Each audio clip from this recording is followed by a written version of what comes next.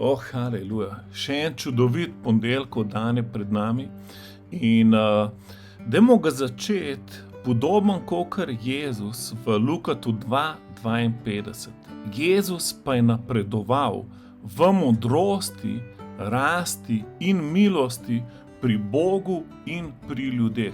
Se pravi, zelo malo je napisan v času, ki je bil Jezus star od 12 let in naprej, oziroma v celem najstniškem obdobju. In tukaj vidimo, ko sta ga starša našla, ker sta ga vmes med potjo izgubila, tudi to se Jožefu pa Mariji zgodilo. In Jezus pravi, a niste razumela, da moram biti v tem, ker je mojega očeta. Se pravi, on se ni hotel ukvarjati samo z zemeljskimi stvarmi, ampak stvarmi, ki imajo del Božjega kraljestva. In isto smo mi. Če smo del nečesa, kjer ni Božje prisotnosti, Božjega dela, našega nebeškega očeta zraven, potem samo zgubljamo življenje in zgubljamo čas.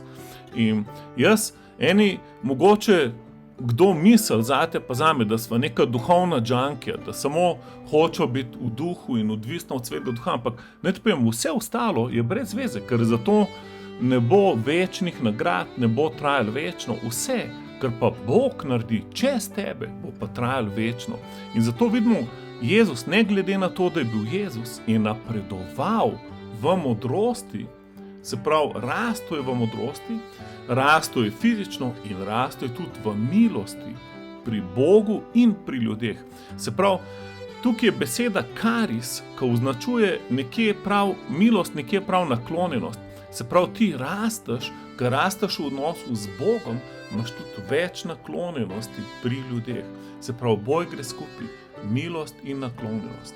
Gospod, danes jaz molim, da rastemo v spoznanju tebe, v tvoji milosti, v tvoji modrosti in naklonjenosti pri Bogu in ljudeh. Čau.